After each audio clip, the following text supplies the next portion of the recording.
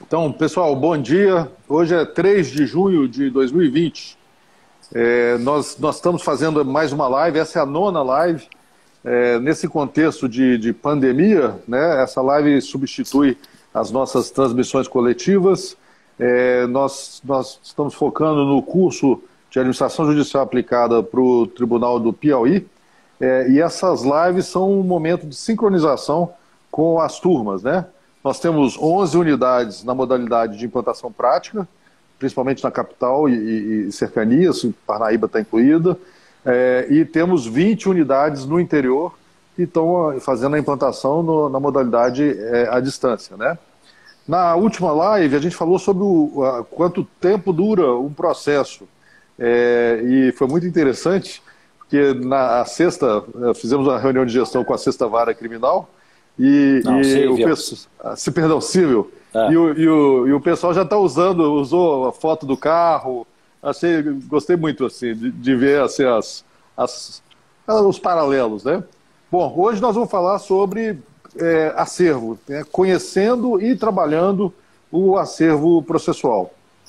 E é incrível, nós já estamos em junho, pessoal, nós estamos nos finalmente do terceiro ciclo do programa, vamos entrar para o quarto ciclo, né? E eu espero que estejam todos realizando as reuniões de gestão e aproveitando dos conceitos de gestão. Como a gente sempre fala, a gestão é para trazer conforto, qualidade de vida, menos esforço para resolver mais coisa, né? E a gente efetivamente tem recebido materiais muito bons, né, da turma do interior, né? Essas lives são alimentadas pelos fóruns, né, pelo compartilhamento de boas práticas, pelas plataformas de dúvidas, etc. Então, pessoal, não deixem de postar lá a sua contribuição, de postar a sua dúvida, não deixem de participar, que a gente traz as suas postagens para cá, né? Vamos lá, Carlos? Vamos lá, Luiz.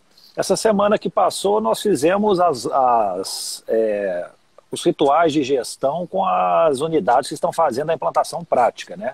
Foram aí 11 rituais de gestão. Mas também é interessante que o pessoal do interior que está no EAD, eles têm nos enviado aí os rituais de gestão, as atas, as apresentações, inclusive fotos.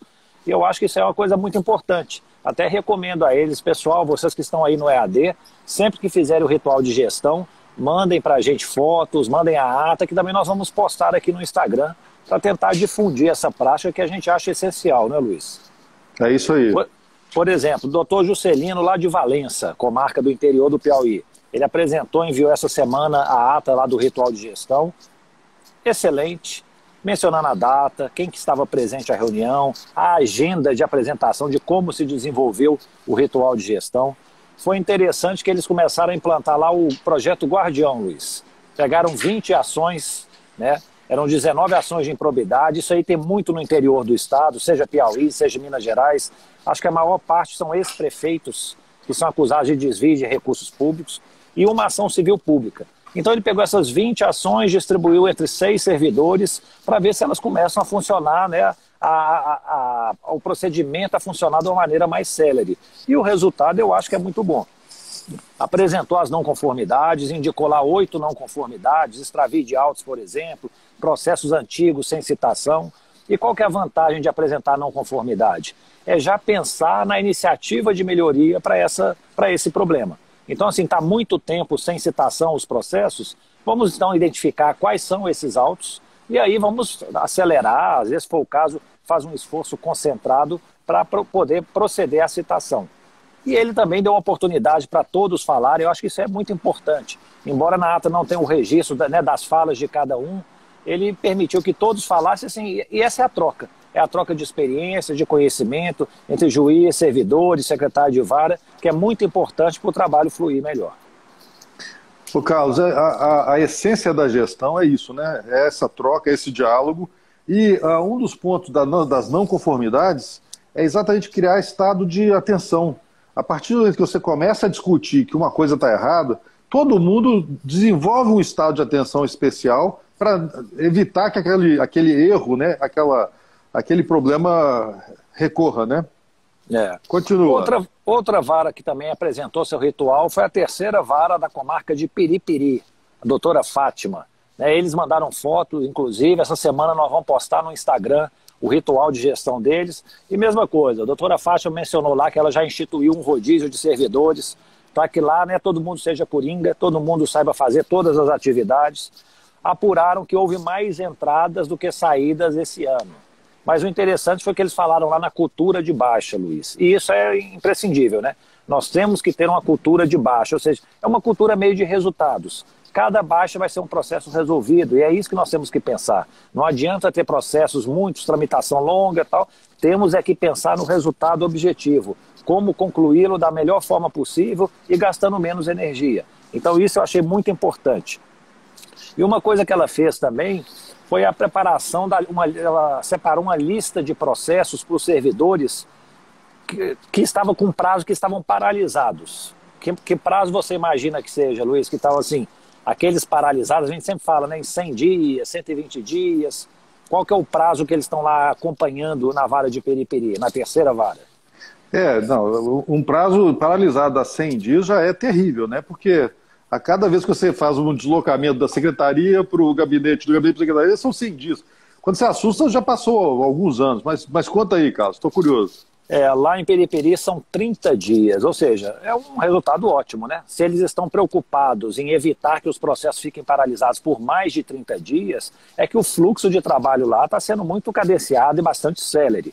Então, deu uma listinha para cada servidor para eles correrem atrás desses que estão paralisados. E isso foi muito importante. Na reunião que nós fizemos ontem, né, com a 8ª Vara Civil, eles fizeram isso também.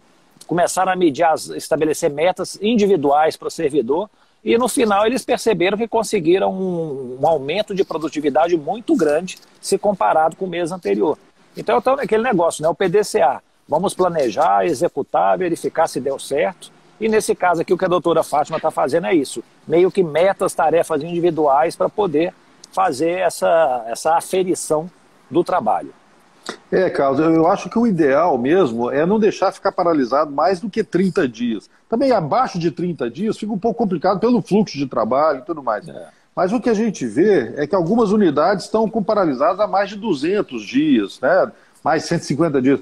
Aí que é o grande lance que a gente sempre fala, que é ir reduzindo essa referência.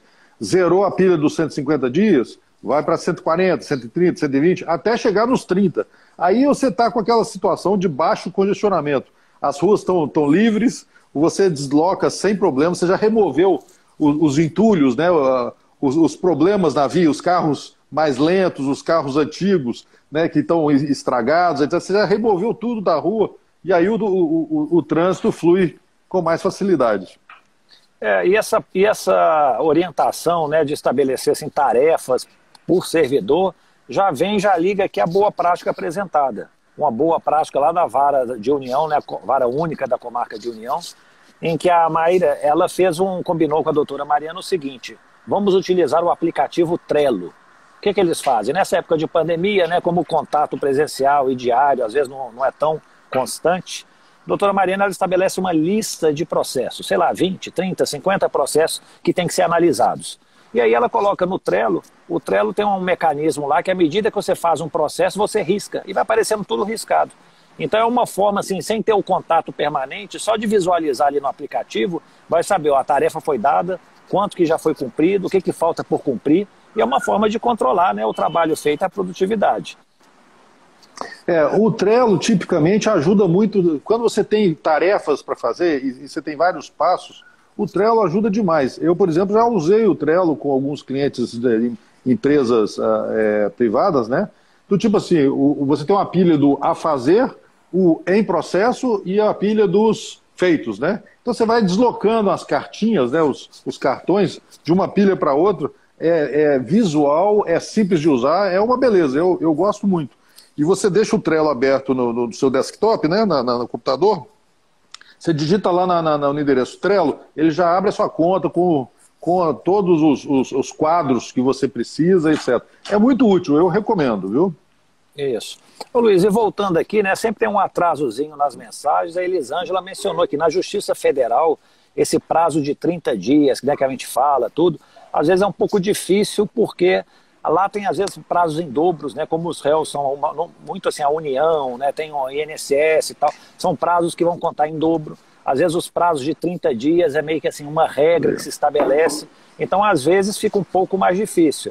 Mas eu acho o seguinte, né? Cada um na sua realidade, né? Sempre que possível, a ideia é o quê? Quanto menos tempo, né? O processo é uma sucessão de passos. É um passo atrás do outro, até chegar na sentença. Quanto menos tempo se gasta em cada passo, melhor é, né? Então aí vai significar que a duração é muito curta. Nós vimos ontem, né? Foi na 9ª vara, na 8ª vara, na 10ª vara, eles estão julgando processos cíveis lá em menos de um ano. São 11 meses, 10 meses, ou seja, uns prazos que eu acho muito assim, interessantes, muito razoáveis. E ontem mesmo eu estava vendo aqui na Justiça do Trabalho, a primeira vara do trabalho aqui de Minas Gerais, em Belo Horizonte, o prazo, eu fiquei impressionado, o prazo que eles têm lá, da inicial até a sentença, sabe quanto que é? 58 dias, o prazo médio. 58 então, assim, dias. 58 dias. Então, assim, é um procedimento na Justiça do Trabalho realmente muito mais célere, mas tem uma juíza lá, né, coincidentemente é minha irmã, a Paula Haddad, e acho que ela bebe da mesma água que eu bebo aqui, então a gente fica muito preocupado com essa questão de gestão. Mas assim, então assim, depende do tipo de justiça. E naturalmente a Justiça do Trabalho, ela vai ser um pouco mais célere pelo procedimento que é feito do que a Justiça Federal e mesmo a Justiça Estadual. Mas a questão é essa, vamos tentar pensar nos passos o mais curto possível cada um deles. Ô Carlos, é o que você sempre fala da juizadicialização do rito, né? Quer dizer, quanto mais simples, quanto mais sumário, quanto melhor, mais rápido, melhor, né? O pessoal perguntou se o Trello é gratuito. Existe sim uma versão gratuita que é extremamente útil. Eu recomendo experimentar com o Trello, né? Porque realmente ajuda. Quando você tem uma pilha de coisas a fazer, você pega o a fazer, o fazendo, o feito, ou as várias fases do processo, você vai deslocando os cartões. Isso é muito útil. E fácil de usar. Continua, Carlos. Luiz, e o nosso fórum de discussão, essa é a última semana, né, daquela analogia entre processos e veículos, né? Na próxima semana já iniciamos o 4º ciclo, e aí teremos um novo fórum para poder postar lá as mensagens. Dessa vez aqui eu trago as mensagens da Denise, Gilvanete, Dr. Juscelino, e realmente o foco deles é isso, né? Muito processo traz congestionamento, que traz estresse, que traz perda de autos. Eu me lembro uma vez em Montes Claros, um servidor lá, o Paulo, chegou e falou assim: doutor, o processo sumiu durante 2 dias. Eu fiquei 2 dias procurando esses autos. Imagina quanto que custa para a justiça um servidor que tinha um cargo lá de analista e ele está lá 2 dias desperdiçando esse tempo procurando o processo. Então, assim, é o problema do congestionamento. Tá lá os carros, todos, cada um com a direção, sem controle, sem nada. Se uma moto desaparecer ali, você nem percebe, né? Então, assim, nós precisamos evitar que isso aconteça. Uma coisa interessante colocada por eles é o seguinte: às vezes, né, aquela unidade judiciária, ela tem assim, a mesma distribuição de processo em relação a outra, as mesmas leis que se aplicam, não é? Talvez seja a mesma quantidade de pessoas que existem em um ou outro órgão, né, trabalhando, mas a gente nota que há uma diferença muito grande de desempenho. E aí é o quê? É uma que está congestionada, a outra que está com fluxo livre. É a questão da gestão, né? Uma adota princípios da gestão, a outra vai lá talvez pelo, né, um improviso, né, uma falta de racionalidade que conduz aí aos congestionamentos. Então, assim, até como no trânsito, né, que tem sinalização, orientações, tem regras e tal, nós precisamos ter isso também nas nossas unidades judiciárias. Ô Carlos, toda vez que há falta de sincronia entre gabinete e secretaria, entre secretaria e central de mandados, entre cada uma das pecinhas da engrenagem, toda vez que há uma falta de sincronismo, há perda, né, e desperdício de esforço, retrabalho e tudo mais. Então, eu gostei muito do comentário do Dr. Juscelino, que ele fala exatamente isso. Você vê no caso americano um trânsito fluindo lentamente, mas fluindo por quê? Está todo mundo mais ou menos sincronizado, né? No caso da Índia, você tem fluxo contra fluxo, quer dizer, não há sincronia nenhuma. E é isso aí, a tramitação para, né? No caso de uma vara judicial, a tramitação para, né? Por isso que a gente fala em conhecer o acervo, né? A gente tem que conhecer o nosso acervo para trabalhar melhor. conhecer o acervo seria mais ou menos conhecer todos os veículos que estão tramitando, né, que estão transitando na nossa vara. Diga, Carlos. Luiz, o acervo é nossa matéria-prima, né? É o que o juiz, os servidores, a equipe lida, são aqueles processos, sejam eletrônicos, sejam físicos. Então, assim, pode parecer, mas é essencial conhecer o acervo. Eu me lembro uma vez, aqui na turma recursal, vira e mexe, nós recebíamos aí um pedido da corregedoria, do CNJ, tipo assim, ó, o processo está demorando muito, a parte está reclamando. E você tinha que prestar esclarecimentos. Aí, como eu já falei, que eu não prestava esclarecimento. Eu pegava o processo e julgava. Então, assim, a menos um ofício que eu tenho que fazer, eu gasto a minha energia julgando o processo. E aí a corregedoria, sempre quando ia solicitar informações, já que eu não prestei, eu via que ela consultava se o processo foi julgado, consultou, ela já arquivava imediatamente. Então, foi meio que uma prática que nós estabelecemos sem combinação nenhuma. Mas lá no CNJ, eu lembro de colegas meus que estavam lá prestando informações, falou, eu estou seguindo a fila aqui do CPC, não sei o que e tal. Vinha ao CNJ e dava uma resposta aqui, mas qual é a previsão de julgamento? E eu lembro que um dos colegas chegou e falou assim, como é que quer ter previsão? Eu não tenho a mínima condição de dar uma previsão. Não tem porquê, não conhecia o acervo. Se você conhece o seu acervo, você consegue dar uma previsão. Você vai chegar e falar assim, eu estou julgando tantos por mês, esse aqui é um tipo de processo tal, eu dou prioridades para isso e para aquilo, tal. Esse processo provavelmente vai ficar julgado em tal lugar, em tal data, entendeu? Então, assim, conhecer o acervo permite você lidar melhor com as metas do CNJ. Tem meta para ser cumprida? Vamos olhar lá. Permite você saber, o seu acervo é envelhecido, nós precisamos rejuvenescê-lo. Às vezes um objetivo, um estratégico de uma unidade judiciária vai ser rejuvenescer o acervo. Só tem processo lá do Arco da Velha, muito antigo. E você, além de não conseguir fazer os antigos, não faz os novos direitos, fala assim, vamos focar nos processos antigos. E aí nós vamos rejuvenescer esse acervo para começar a lidar com casos novos. Isso, por exemplo, numa vara criminal é muito bom. Você talvez evite prescrição, você vai tornar a justiça criminal mais efetiva e por aí vai. Carlos, o acervo antigo, tipicamente, ele tem um monte de entulhos, né? Um monte, como você gosta de falar, entulhos judiciários, né? Às vezes até é processo que já não faz mais sentido de existir, né? Por isso que a gente tem que dar esse foco em dar uma organizada na casa, até mesmo para poder dar foco naquelas demandas que são curtas, que são rápidas, que você pode ficar livre delas mais rapidamente, né? É a via de tramitação rápida, né? Como a gente fala na analogia com o trânsito. O que a gente falou na nossa última live também, né? Se você conhece o acervo, você tem como estabelecer vias de tramitação na sua vara. Uma via mais célere, uma via padronizada, aquela via mais complexa do projeto Guardião.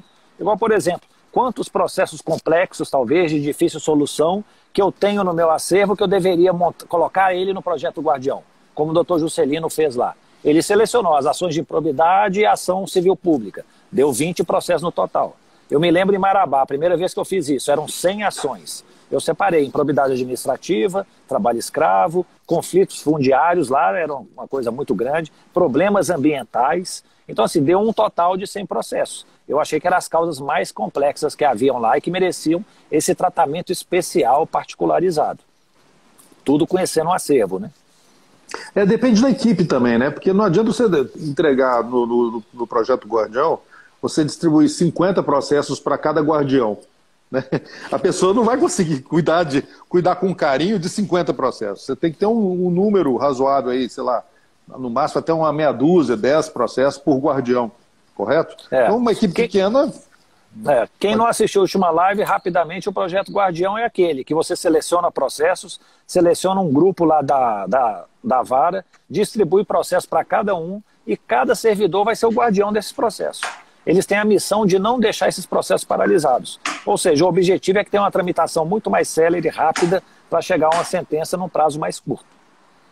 Então, e hoje a gente vai falar daqui a pouco, né, sobre a priorização do trabalho, né, Carlos? Sobre essa questão de conhecer o acervo, priorizar, né, os tipos de demandas que a gente tá recebendo, etc., né?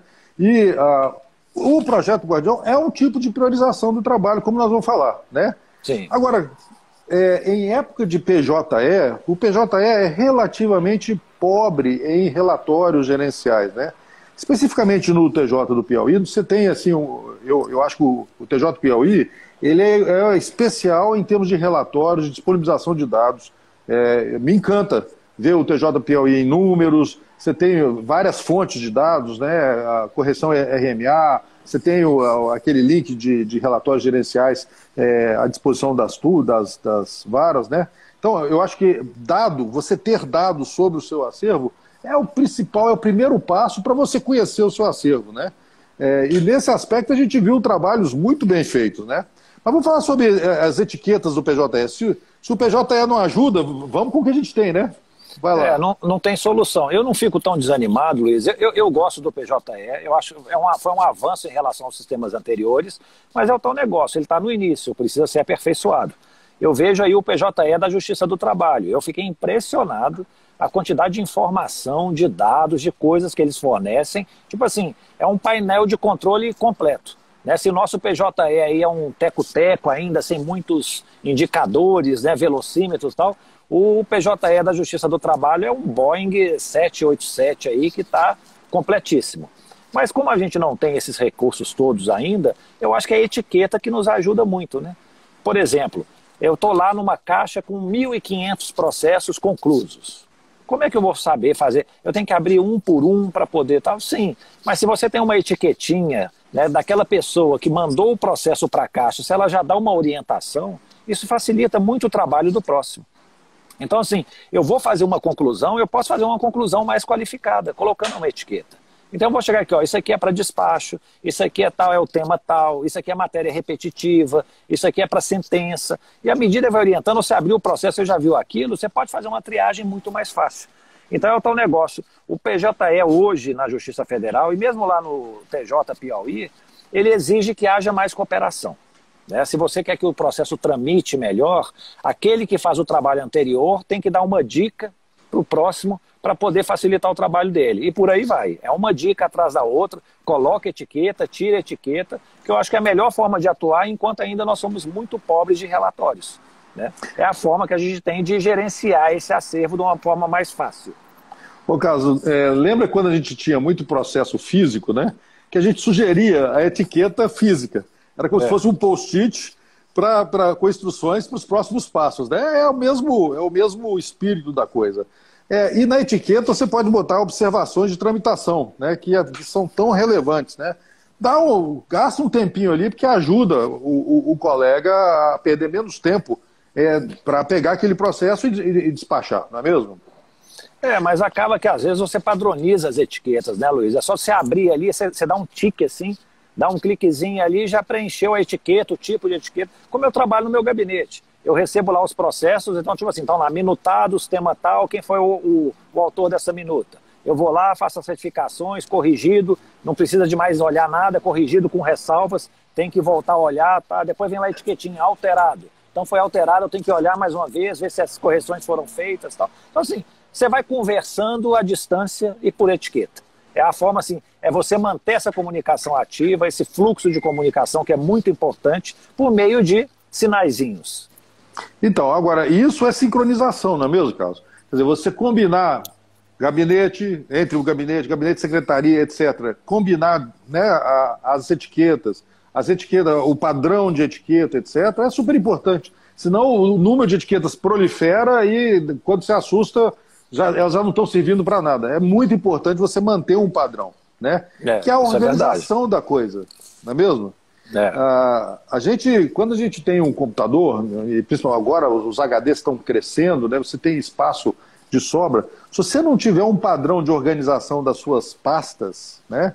Dos seus arquivos, cara, encontrar um arquivo vira uma tarefa de louco. É um quebra-cabeça, achar uma agulha no palheiro, né? Então, esse racional de organização das pastas, etc., é muito importante. É para você perder menos tempo, né?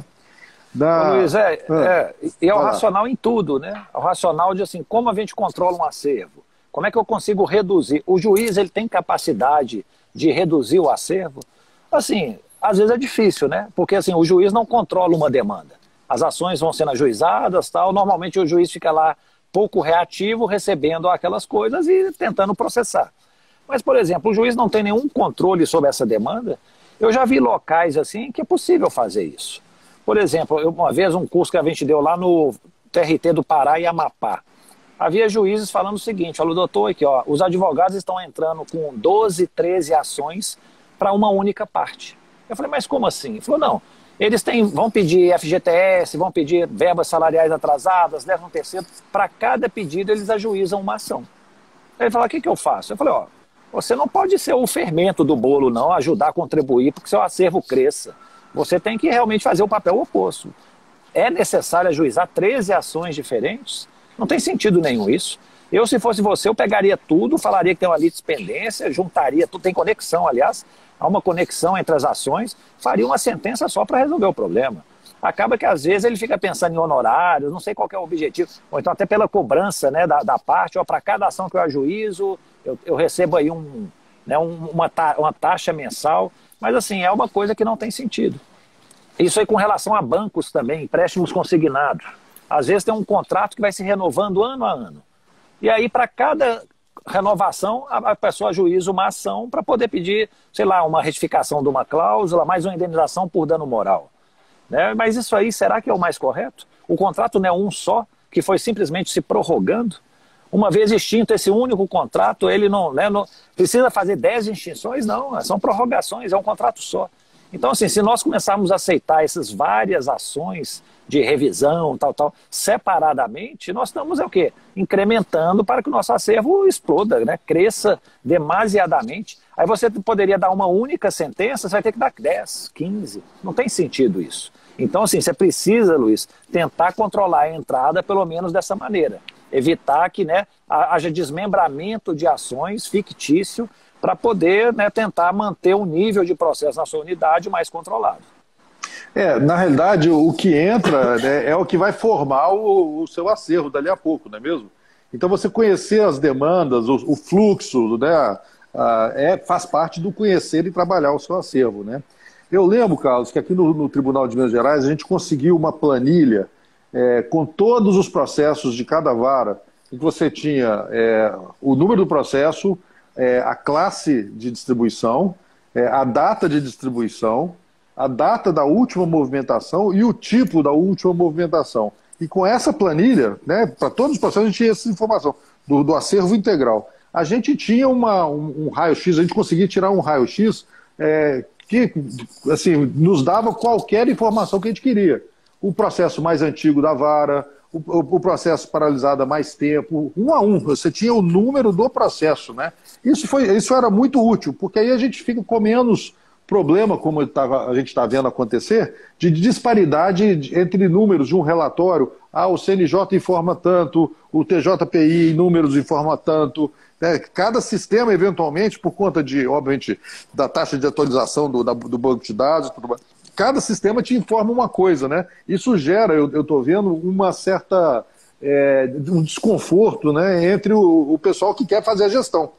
Agora, se você tem essa planilha, você tem um mapa completo de todos os veículos que estão tramitando na sua vara, todos os autos, né, que estão tramitando na sua vara. Isso é muito bom, né? Vamos ver se, quem sabe, a gente não consegue também essa planilha no TJ do Piauí. E se você conhece os veículos, você já sabe mais ou menos como planejar, né? Tem muito caminhão, tem muito carro, moto, como é que eu faço aí para poder, né, gerir isso melhor?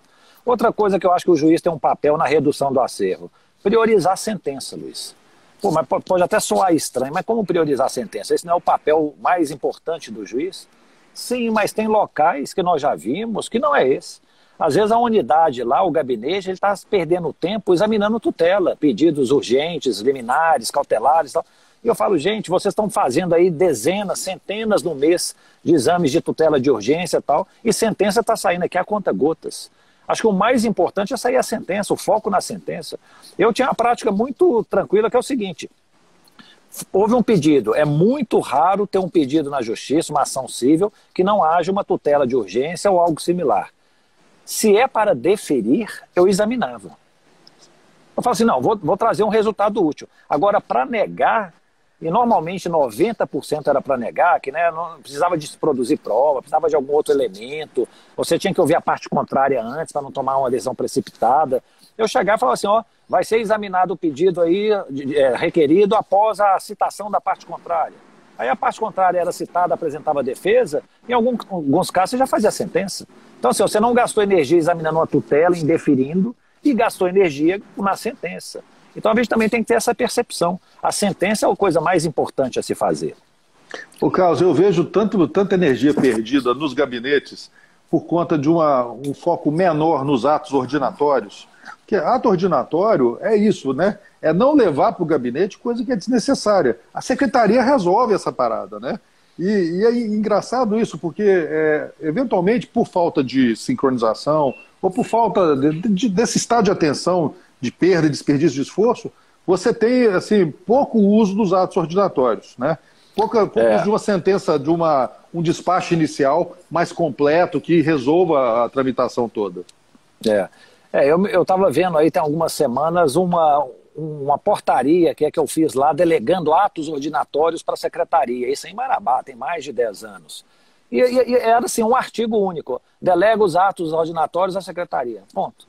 Nem precisaria, talvez, ter feito isso. Mas o que eu fazia? Eu combinava pessoalmente. Falava, pessoal, aqui, ó, isso aqui é ato ordinatório, não precisa mandar para o gabinete. Ó, isso aqui, marcar audiência, pode ser um ato ordinatório. Fazer isso aqui. Tal. E começamos a estabelecer coisas que me permitiam, assim, eu me preocupar com as coisas mais importantes. Eu tinha causas lá em que envolviam assim, milhões, coisas muito relevantes, e eu ficar perdendo tempo marcando uma audiência, eu acho que acho que o juiz é pago, pessoal, ele é pago para fazer aquelas coisas realmente que exigem uma qualificação muito grande. Não que ele vai se descurar do resto, não. Ele vai treinar a sua equipe para fazer aquelas coisas assim que aparentemente, né, são importantes, mas que podem ser delegadas. Tem determinadas sentenças que o juiz não tem como delegar. É uma coisa extremamente complexa, precisa de um estudo muito profundo, tal, e toda a preparação que ele teve ao longo de uma carreira é ele que tem que fazer. Mas eu acho que muita coisa pode ser delegada. E por que a gente não tem que fazer mais uso disso? Nós já vimos situações assim, despachos os mais simples possíveis, que eu teria feito como um ato ordinatório, né, um despacho ali muito simples, está indo para o gabinete. É mais uma conclusão. Se mistura aí a processos com tutelas, com pedidos, com sentenças, com tudo, e fica aquele perdido no emaranhado de ações que só tumultua o gabinete. Então isso é muito importante também para poder melhorar essa gestão do nosso acervo. Ô Carlos, voltando no conhecer o acervo, né? Quando a gente sabe, por exemplo, os processos mais velhos da vara, né? Que são processos eventualmente zumbis, né? Processos que estão tramitando há mais de 20 anos, processos que estão tramitando, né, há décadas, né? Quando a gente sabe esses caras, a gente consegue, de uma maneira ou de outra, ou bota no projeto Guardião, ou dá uma solução, eventualmente prescritos, eventualmente, né, coisa que não precisava estar lá, tirar das vias de tramitação os zumbis, os carros velhinhos, né, que não tramitam direito, estão parados, estão ocupando espaço lá. E parece uma coisa boba, mas mesmo no PJS, se você tem processo que está lá sem necessidade, é mais uma coisa para tirar a sua atenção. São segundos, minutos que você perde olhando entre a lista toda lá, que é desnecessário, tem que tirar da sua frente. Vai lá, Carlos. Não, isso aí são os Walking Dead, né, que ficam andando aí pela vara assim, você tem que pegar a faca e tacar logo na cabeça para acabar com isso. E aí eu me lembro lá no Tribunal de Justiça de Minas, se eu não me engano, havia lá, vocês pediam um precatório, né? O pagamento que o governo tem que fazer para a pessoa que recorreu à justiça. E às vezes esses precatórios demoram décadas para serem pagos, Luiz. Né? O Estado está sem dinheiro, fica aí meio que protelando o pagamento da dívida, e o processo ficava lá ativo no acervo, como se fosse assim, está contabilizando mais um processo. Mas será?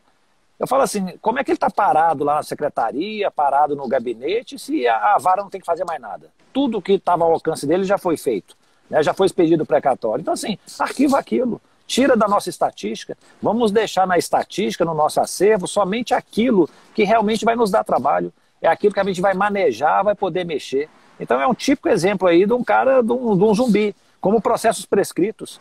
Já vi inúmeras varas, tramitação de processos que já estão prescritos.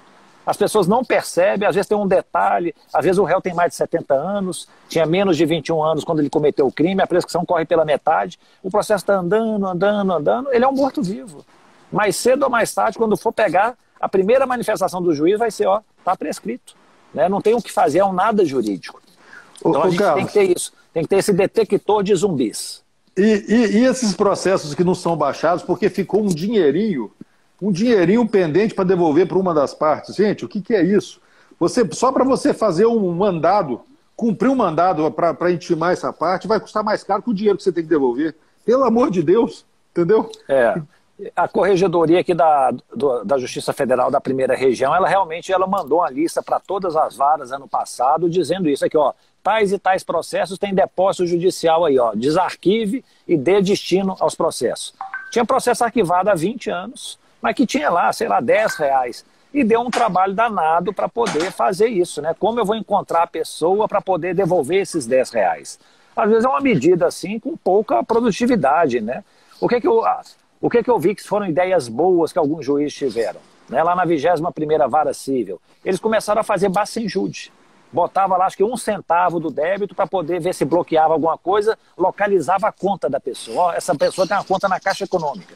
Aí depois mandava um ofício para a Caixa Econômica para transferir esses valores. Eu me lembro na Justiça do Trabalho, mas acho que é uma coisa que pode ser feita na Justiça Federal, estadual. Os juízes não localizavam o trabalhador, às vezes era uma ação coletiva, tinha lá um saldo que tinha que ser transferido para ele. Eu lembro de um dos juízes que ele estava transferindo os valores para o FGTS. Acho que todo brasileiro tem uma conta de FGTS, já teve uma carteira assinada, já teve um vínculo empregatício, deposita lá para ele. Mais cedo ou mais tarde, aí vira e mexe, o governo lança aí uns planos, né, umas resoluções para liberar dinheiro do FGTS, ele vai ter uma boa surpresa de ter lá um valor depositado. Então, assim, é difícil de localizar a pessoa, mas vamos tentar, então, dar um meio, porque senão o que vai acontecer? Vai ficar um processo já resolvido, indefinidamente, sem solução, tramitando na vara como se fosse ativo, mas para um nada jurídico, né, para uma coisa muito insignificante. É uma coisa que a gente tem que tentar evitar isso. E gastando energia, gastando vida, como eu falo, né, dos servidores. Ninguém merece, né, ficar gastando, investindo esforço, energia em zumbis, pelo amor de Deus, né? Ô, Luiz, e uma coisa que estão mencionando aqui, isso somente é possível se tem realmente essa sincronia, né, entre a Secretaria e o Gabinete. Por isso que nós sempre insistimos, gente, nós estamos em unidades judiciárias, né, é uma única entidade, é um único órgão, que tem divisões internas, como vários órgãos têm, mas que o trabalho tem que ser conjunto. Se gabinete e secretaria não conversam, a chance de funcionar é muito pequena. Então tudo isso aí, detecção de zumbis, tentar localizar bem, é feito por um trabalho cooperativo. A secretaria tem uma ideia, passa para o gabinete, que vai implementar lá uma decisão, um despacho, depois vai ser cumprido de uma maneira mais tranquila. Isso aí, por exemplo, vale na questão da movimentação desse acervo. Luiz, eu me lembro, por exemplo, a execução fiscal na Justiça Federal. Muitas vezes a gente remete os autos físicos, né, quando ainda eram autos físicos, para a Fazenda Nacional, para poder ver, ó, o devedor foi encontrado, indique bens para penhora, alguma coisa assim. Eram centenas de movimentações que faziam por semana, sabe?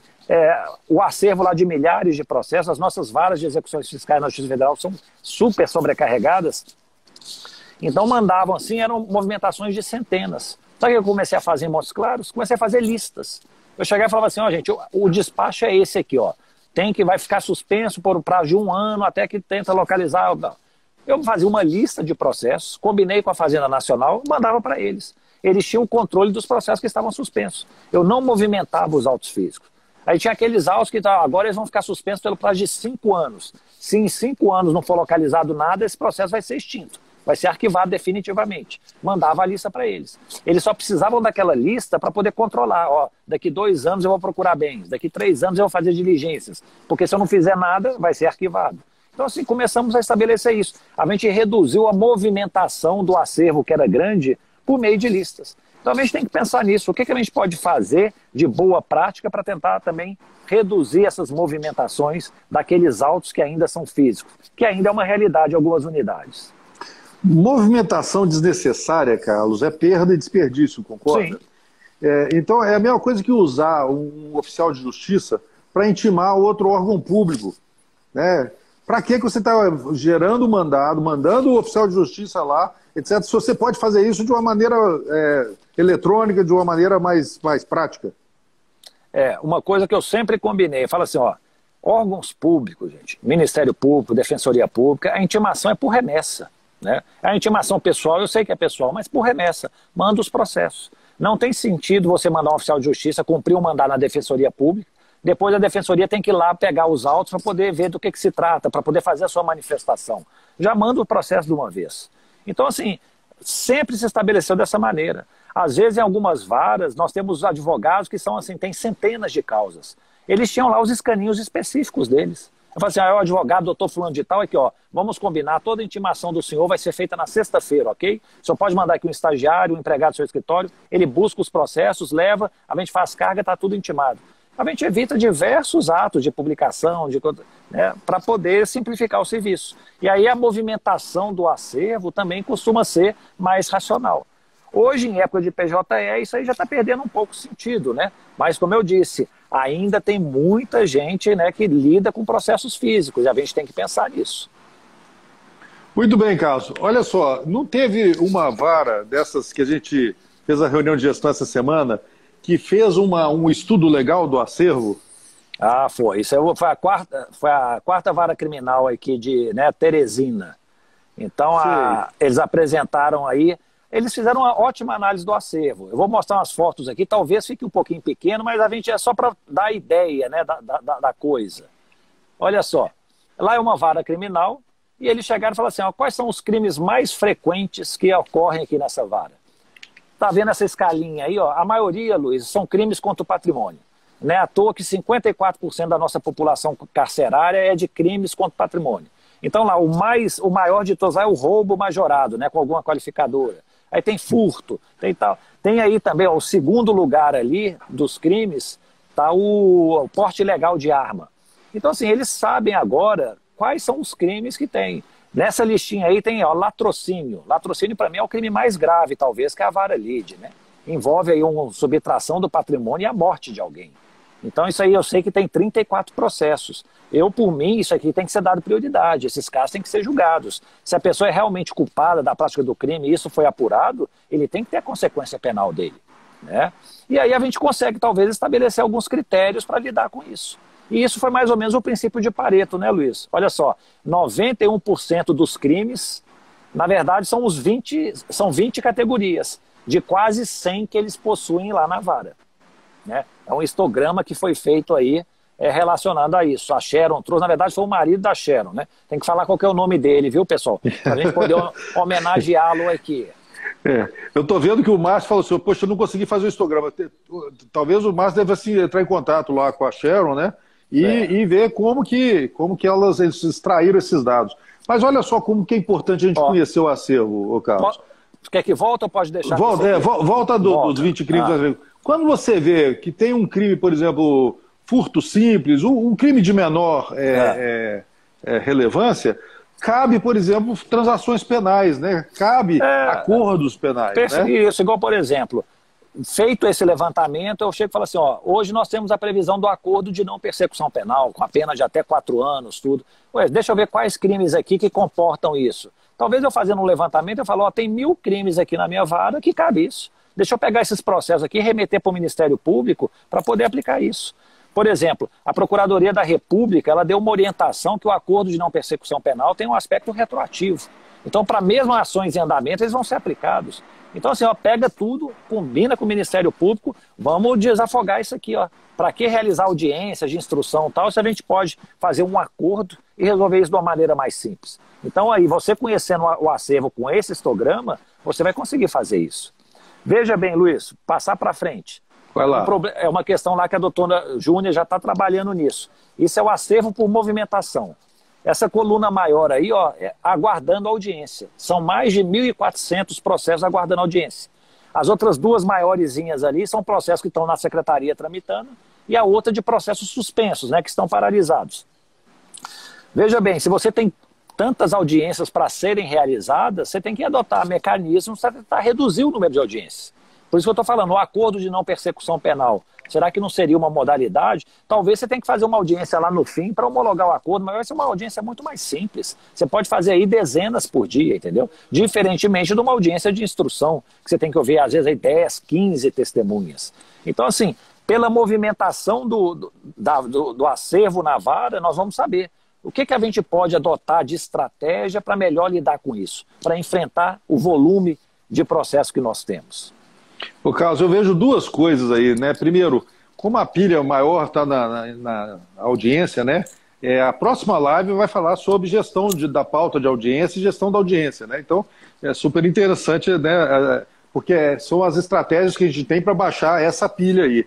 Agora, eu lembro lá daquela vara lá de contagem, com o doutor Matheus, em que o gabinete estava vazio e tinha uma pilha enorme de processos esperando publicação. Porque faltou servidor, etc., né? E a partir do momento que a gente teve esse mapa do acervo, é que a gente identificou que, poxa, tinha um gargalo lá na publicação. E foi aí que a gente conseguiu efetivamente normalizar o fluxo, o trânsito nessa vara, né? Ô Luiz, eu não sei aqui como é que a Sharon conseguiu esses dados assim, né? Se o sistema fornece tranquilamente ou se foi meio que catando. Eu acho assim, obviamente ela se valeu da ajuda do sistema, porque fez um levantamento detalhado das muitas coisas. Igual, por exemplo, esse próximo aqui, ó, distribuição dos processos por ano que foi ajuizada, oferecida a denúncia, não é? Então, assim, nós temos aí, desde 2001, tem lá acho que uns 7 processos, os menorzinhos, até 2020. Parece que são 176 denúncias oferecidas esse ano, né? Então, qual que é o interesse disso? Podia chegar e falar assim, ó, gente, vamos acabar com os mais antigos. Tem lá 7 em 2001, vou pegar e tal. Aí depois tem 2002, tem mais uns 20, vou lá e tal. E vai rejuvenescendo o acervo. Quando a gente coloca isso aí em forma de gráfico, de números, Luiz, a gente percebe que a encrenca não é tão grande. Às vezes são poucos processos que merecem uma pequena atenção para que eles sejam resolvidos. Pode ser também que o processo seja um enrosco grande, né? Não localizou o réu, está suspenso e tal. Isso aí talvez não tenha o que fazer. Mas pelo menos a pessoa tem essa informação. Eu falo, ó, eu sei que desses 7 processos eu não localizei o réu em 5. Ou seja, o processo está paralisado, está suspenso. Não vou fazer nada. Mas pelo menos ela tem consciência disso. Ô Carlos, conta aquela história dos autos de prisão em flagrante, que tinha um mundo de APF lá na... O que acontece? Muitas vezes na Justiça Estadual aqui em Minas, lavravam-se autos de prisão em flagrante, dava continuidade ao processo e tal, e ele se tornava um zumbi. Por quê? Porque o processo ficava ativo, como se fosse mais um constando no sistema, mas ele já tinha sido resolvido há muito tempo, a pessoa já tinha sido julgada, a pessoa já tinha sido concedida liberdade provisória para ela.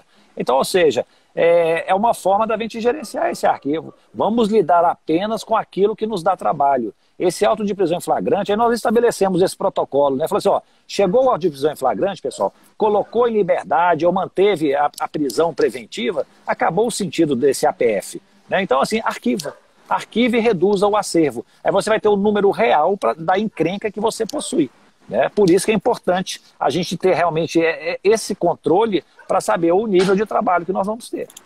Eu estou vendo aqui o pessoal comentando que existe, o Rui comentando que existe um relatório de processos ajuizados que é exportável para Excel. De repente nós já temos essa planilha que a gente consegue fazer chover com ela. Olha só que beleza. Tomara que a gente tenha os campos, né? Classe de distribuição, data de distribuição, data da última movimentação, etc. Seria ótimo, né, Carlos? Ô Luiz, e olha só, a gente estava falando de projeto Guardião, não é isso? Aqui, não dá para fazer um projeto Guardião para o ano de 2001 a 2002? Pegam lá 2, 3, 4 servidores da vara e falam aqui, ó, vocês estão encarregados de até o final do ano resolver esses processos. E eles vão tentar resolver. O processo não vai ficar paralisado. A carta precatória está demorando para cumprir, liga lá para o juiz, procura saber, cobra, tal, corre atrás das coisas. E aí você vai conseguir, né, atingir esse objetivo de rejuvenescimento do acervo. Então, assim, o projeto Guardião, nessas situações, você conhecendo o acervo, é muito importante para você eleger as suas prioridades. O que eu vou atacar primeiro, o que eu vou fazer. O Carlos, e essa questão da prioridade, né, o que a gente vai atacar primeiro, eu vejo que tem 2 níveis de prioridades. Uma coisa é aquela prioridade operacional. Você tem, por exemplo, uma pilha de processos, né, uma pasta cheia de processos, e você tem que pensar assim, puxa, por onde que eu começo? Tem lá 1.500 processos, você tem que pensar, por onde eu começo, né? Então, essa é uma prioridade operacional. E você também tem aquela prioridade um pouco mais estratégica, né? Do tipo assim, bom, qual que é o meu objetivo? Reduzir os velhinhos, né, pelo projeto Guardião, rejuvenescer meu acervo. Então, quando a gente fala em prioridade, existe a prioridade para o próximo minuto e a prioridade mais a longo prazo, né? Agora, essa prioridade de curto prazo, o que a gente vê muitas vezes é o trabalho da secretaria, o trabalho da vara se desorganizando por conta de prioridades que é tudo considerado prioridade absoluta. Não existe uma triagem, entende? Então, tudo que chega lá que é prioridade, todo mundo para atender, todo mundo para atender. Nessas interrupções, ninguém consegue produzir nada. Fala lá, Carlos. Imagina quando o advogado, que é o responsável por eleger a prioridade, ele chega e fala assim, não, ó, pega meu processo, faz concluso, decide, tal, fica insistindo. Também não pode aceitar isso. É a unidade que talvez que tenha que estabelecer, talvez que eu falo assim, de que maneira será estabelecida, mas ela é responsável por isso. Então, por exemplo, você conhecendo o seu acervo, você vai ver, ó, nós temos muito processo de meta 2, pessoal. Vamos tentar resolver isso aqui primeiro? Então, a prioridade nossa desse ano vai ser fazer as meta 2. Pode fazer um projeto guardião, pega lá, tem 150 meta 2. Vamos tentar conduzir do início ao fim para ver se resolve até o 31 de dezembro. Então, assim, é papel da unidade estabelecer isso. E isso é muito importante. Sabe por que é importante, Luiz? Porque no Brasil nós temos 1000 prioridades. E são prioridades legais. Habeas corpus tem prioridade, mandado de segurança tem prioridade, idoso tem prioridade, réu preso tem prioridade, tudo tem prioridade. Medicamento então, assim, tem prioridade. Então, assim, nós temos que conciliar o que é realmente prioritário. Numa vara criminal, o que é prioritário? Examinar réu preso, liberdade provisória, habeas corpus, processo de meta 2, processos mais graves, o que vai ser? Então, assim, eu acho que é meio que uma opção política. A unidade tem que chegar e falar assim, ó, gente, eu talvez não tenha forças para cuidar de tudo simultaneamente. Então eu vou eleger minha prioridade. E minha prioridade vai ser isso. Veja você lá na turma recursal, Luiz, eu tenho muita ação previdenciária. É só idoso. Se eu começar a estabelecer prioridade, 80% dos processos lá vão ter prioridade. O que era exceção vai virar regra. Aí bem fez um colega meu, o José Henrique Guaraci Rabelo, ele chegou e falou o seguinte, ó, eu dou prioridade para quem tem mais de 100 anos. E aí um advogado um dia foi lá para ele pedir, doutor, eu queria prioridade para o meu autor aqui, a parte está pedindo uma aposentadoria, um benefício e tal. Aí chegou, a minha prioridade é para quem tem mais de 100 anos. Ele falava meio brincando, ele falou, não, exatamente, esse aqui tem 104 anos. Eu falei, não, então ele está dentro da prioridade, né? É bom que ele não exigiu que ele fosse lá acompanhar do pai e da mãe, né? Mas essa é a prioridade. Porque assim, com tanto idoso, você fica perdido. Então, assim, mas aí você tem que estabelecer algumas políticas. Para mim, a prioridade é o quê? É o idoso com auxílio-doença. Por quê? Ele não consegue mais trabalhar. Ele não tem uma renda mais. Então, ele vai ficar passando fome. Então, eu vou priorizar. Agora é um idoso com aposentadoria por idade. Não. Ele vai receber a aposentadoria dele, continua trabalhando, ok e tal. Mas o auxílio-doença é aquele que está incapaz temporariamente para o trabalho. Então, a gente tem que começar a estabelecer algumas prioridades para poder dar racionalidade ao nosso serviço. Carlos, olha só, e você tem que ter priorização do trabalho em todos os lugares. Priorização na sua pauta de audiências, priorização nos atendimentos emergenciais, urgentes, etc., né? Por isso que, por exemplo, nos pronto-socorro, quando você chega no pronto-socorro, você passa por uma triagem, até chamado sistema Manchester, né, de triagem e tal, de gravidade, né? Se você precisa de atendimento imediato, urgente, senão você vai morrer ali na sala de espera, ou se você pode esperar, entendeu? Então, se você chega lá no pronto-socorro com uma febrezinha, uma coisa boba, você pode se preparar para esperar lá 4 horas, entendeu? Porque é a última das prioridades. São 5 níveis de prioridade, né? Você, inclusive, recebe uma pulseirinha com cor vermelha, laranja, amarela, verde e azul. Se você tem uma pulseirinha azul, cara, você pode ir para casa, dar uma dormida e voltar, porque vai demorar, né? No trabalho da vara é a mesma coisa. Você chega lá, eventualmente, no atendimento, o advogado querendo interromper o trabalho do magistrado para ser atendido naquela hora, poxa, calma lá. É a mesma coisa você chegar no pronto-socorro e falar assim, eu quero que pare tudo aí, entendeu, para ser atendido. Não é assim, entende? Você não pode ter o seu cliente mandando no ritmo de trabalho da unidade, concorda? Isso é verdade, Luiz. E outra coisa, isso aí as consequências de você não priorizar é muito grave. Eu já tive situações, assim, eu lembro que eu estava respondendo por uma vara, isso aí no interior do Pará, havia um réu que estava preso. E réu preso, por lei, você tem que dar prioridade. Ele não pode, se a prisão se alastrar, se demorar por muito tempo, ele vai ser solto. É quase que uma consequência, uma punição pela inércia, né? Demorou muito, vai ser solto. Ah, mas ele é muito perigoso, ele tem... Não importa, demorou muito, não julgou no prazo, será solto. E teve um caso lá que ele estava lá quase um ano preso, era um processo muito simples, de moeda falsa. Ele, se ele fosse condenado, ele teria apenas uma prestação de serviço à comunidade, provavelmente. E lá na prisão, além de doar muito tempo, ele foi lá vítima de abuso sexual, tal. Então, assim, uma situação terrível. Mas por quê? Uma morosidade, uma falta de priorização. Porque, assim, se fosse numa vara que elege como prioridade julgar os casos de réu preso, provavelmente esse cara já estava solto. Mas como não havia prioridade nenhuma, cai na vala comum. E na vala comum não se distingue entre interesses mais e menos importantes, entre urgências, entre tendências, né, Luiz? Às vezes a tendência é a situação ficar muito grave. Imagine aquele latrocínio que eu mencionei na vara criminal. É um latrocínio que chocou a comunidade, estão querendo linchar a pessoa. A justiça tem que ser célere, tem que dar uma resposta para aquilo, porque se ela não der, talvez a população vai haver uma escalada da violência, a população vai fazer a justiça pelas próprias mãos. Então, assim, as prioridades permitem isso. Conhecendo o nosso acervo, sabendo o que conta cada processo, a gente eleger onde nós vamos atuar primeiro. Porque nós não temos forças para atuar tudo de maneira igual em todo o acervo. Isso é uma realidade. Ô Carlos, isso vale também na esfera pessoal, né? Por exemplo, mesmo você como pessoa, né, dentro de tudo que você tem que fazer, eu tenho que reformar minha casa, eu tenho que consertar o box, eu tenho que arrumar meu carro, etc. Tipicamente, aquela ferramenta lá, a matriz de urgência e importância, né, é uma mão na roda. Primeiro você tem que pensar o que é urgente, o que não é urgente, o que é importante e não é importante. Então você vai atacar primeiro o que é urgente e importante, entende? Depois o que é urgente não é importante. E assim por diante. Quer dizer, você vai fazer primeiro as urgências na ordem de importância, depois o que não é urgente na ordem de importância. Entende? E o segredo da matriz também, Luiz, é você saber gerenciar a importância. Se aquilo que é importante você lida bem, você vai evitar que ele se torne um urgente importante. E aí você tem que largar tudo para cuidar do urgente que é importante. Então, assim, aí o que é isso? É planejamento. Você tem um mundo de tarefas, planeja a sua rotina. Então, na vida pessoal ou na unidade judiciária, para que aquilo que vai ser importante não se transforme numa urgência e te coloque aí totalmente reativo, apagando incêndio.